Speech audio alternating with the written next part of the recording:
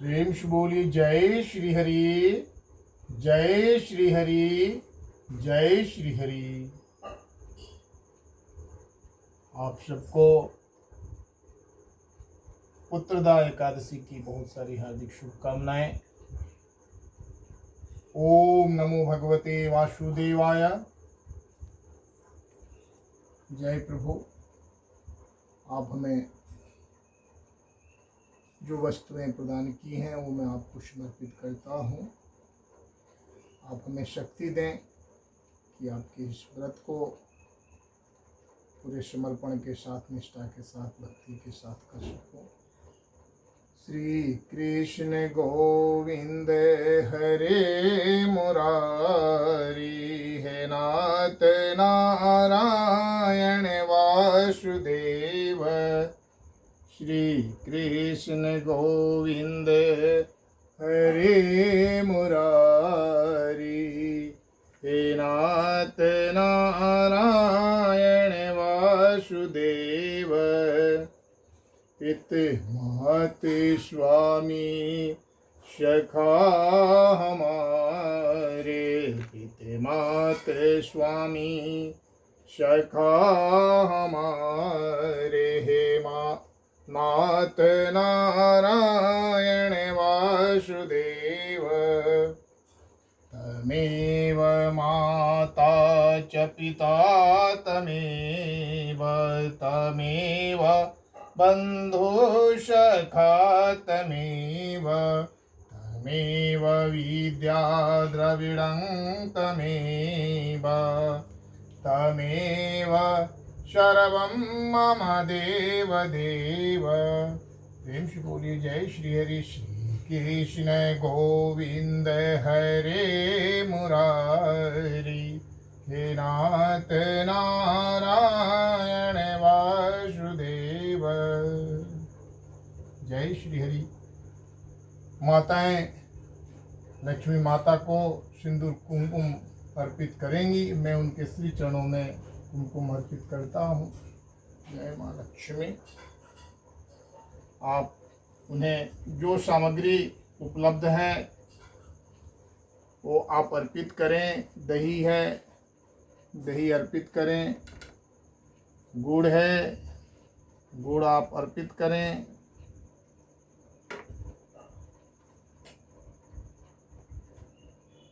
शहद है, शहद आप अर्पित करें।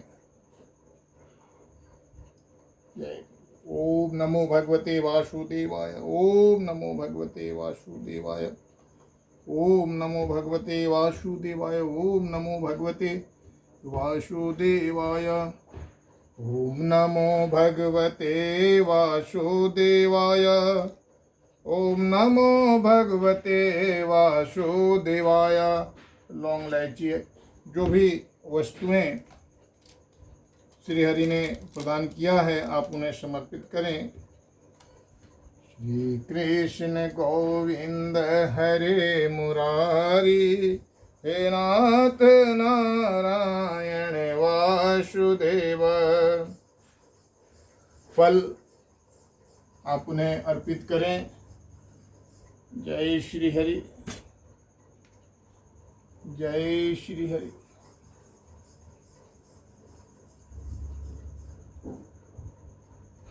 जय श्री हरि, जय श्री हरि।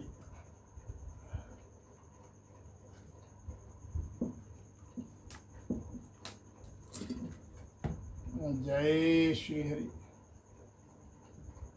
जैसा कि हमने हमेशा से ही कहा है कि भगवान विष्णु को तुलसी माता बहुत ही प्रिय हैं, जिन्हें आप विष्णु प्रिया भी कहते हैं।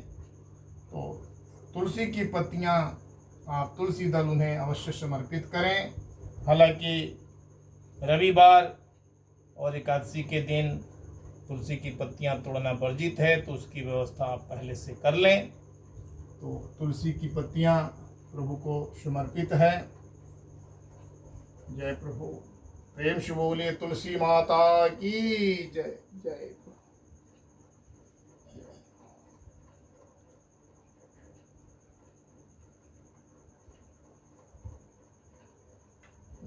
प्रभु।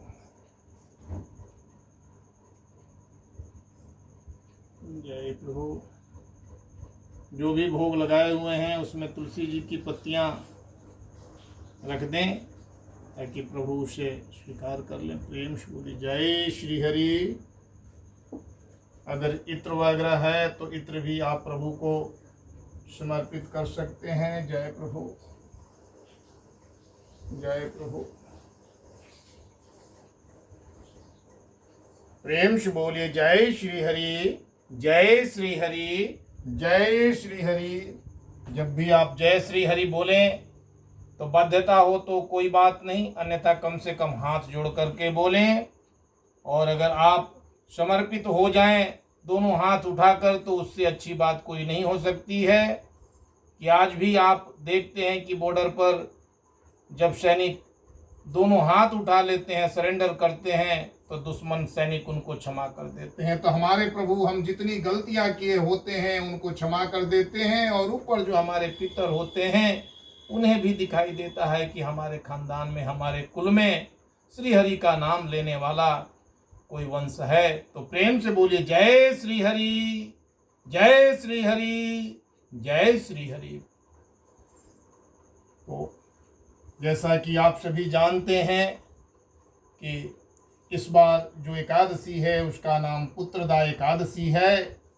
धर्मराज युधिष्ठिर बोले कि हे भगवान श्री कृष्ण, हे मधुसूदन, श्रावण मास शुक्ल पक्ष एकादशी का क्या नाम है? इस व्रत को करने की विधि तथा इसका महात्म्य कृपा करके बताइए, कहिए। भगवान श्री कृष्ण बोले कि इस एकादशी का नाम पुत्रदा एकादशी है। हे कुंती पुत्र धर्मराज युधिष्ठिर, आप शांति पूर्वक इसकी कथा सुनिए। इसके सुनने मात्र से ही वाजपेय यज्ञ का फल मिलता है। द्वापर युग के आरंभ में महिष्मती नाम की एक नगरी थी जिसमें महिजीत नामक राजा राज्य करते थे। लेकिन वे पुत्रहीन होने के कारण राज्य सुखदायक नहीं अनुभव करते थे।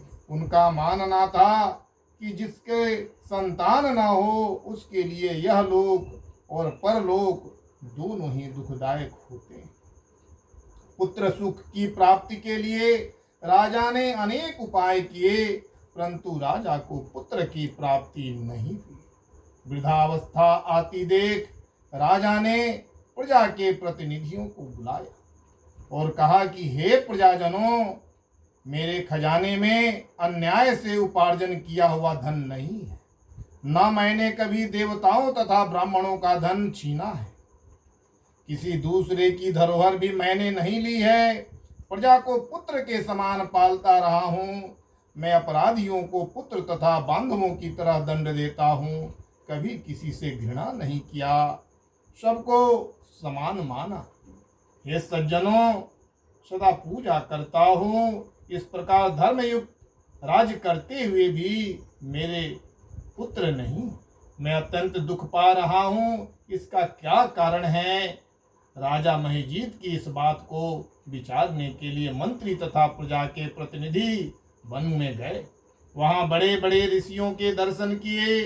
राजा के उत्तम कामना की पूर्ति के लिए किसी श्रेष्ठ तपस्वी मुनि को देखते ढूंढते फिरते रहे। एक आश्रम में उन्होंने एक अत्यंत वयोवृद्ध धर्म के ज्ञाता बड़े तेजस्वी परमात्मा में मन लगाए हुए निराहार जितेंद्रिय जितात्मा जित क्रोध सनातन धर्म के गुण तत्वों को जानने वाले समस्त शास्त्रों के ज्ञाता महात्मा लोमस ऋषि को देखा।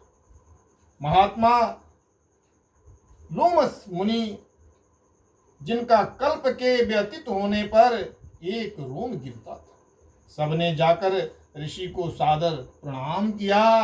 उन लोगों को देखकर मुनि ने पूछा कि आप लोग किस कारण से आए? निसंदेह मैं आप लोगों का हित करूंगा। मेरा जन्म केवल दूसरों के उपकार के लिए हुआ है, इसमें संदेह मत कीजिए। लोमस मुनि के ऐसे वचन सुनकर सब लोग बोले कि हे महर्षि, आप हमारी बात जानने में ब्रह्मा से भी अधिक सामर्थ्य हैं।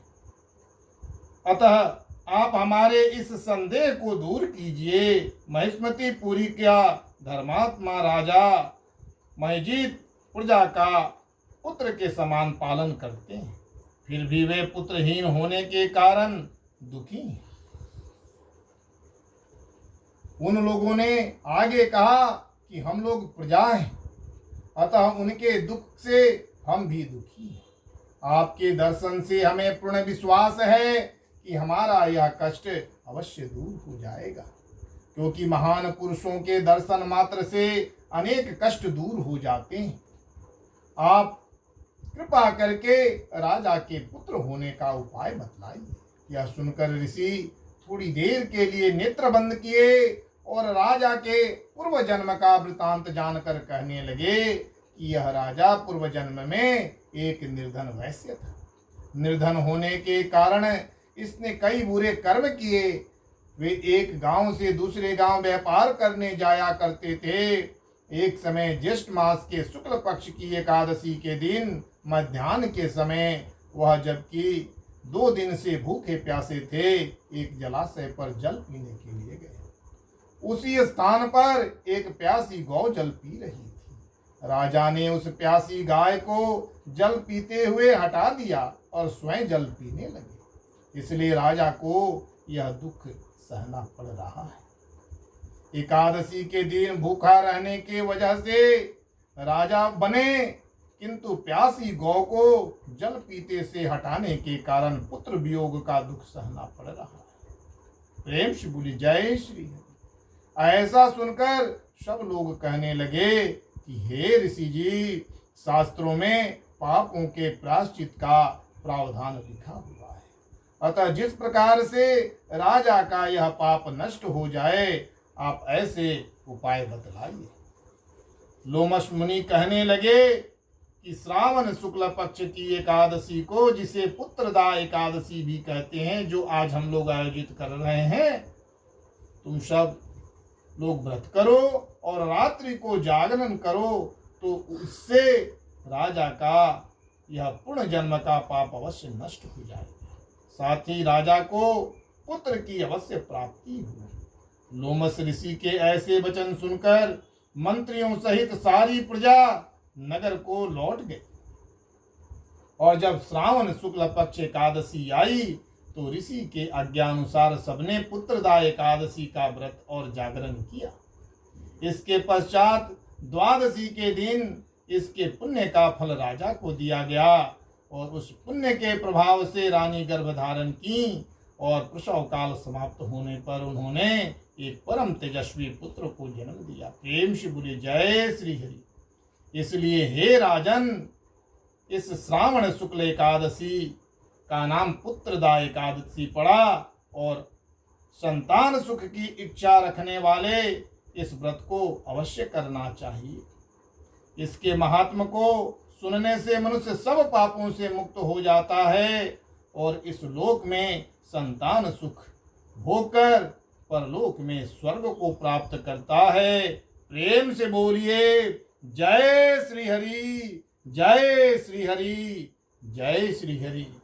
श्री कृष्ण गोविंद हरे मुरारी, हे नाथ नारायण वासुदेव। श्री कृष्ण गोविंद हरे मुरारी, हे नाथ नारायण वासुदेव। आप लोग भी बोलिए श्री कृष्ण गोविंद हरे मुरारी, हे नाथ नारायण वासुदेव। पितमात स्वामी सखा हमारे, पितमात स्वामी सखा हमारे, हे नाथ नारायण वासुदेव। श्री कृष्ण गोविंद हरे मुरारी, हे नाथ नारायण वासुदेव।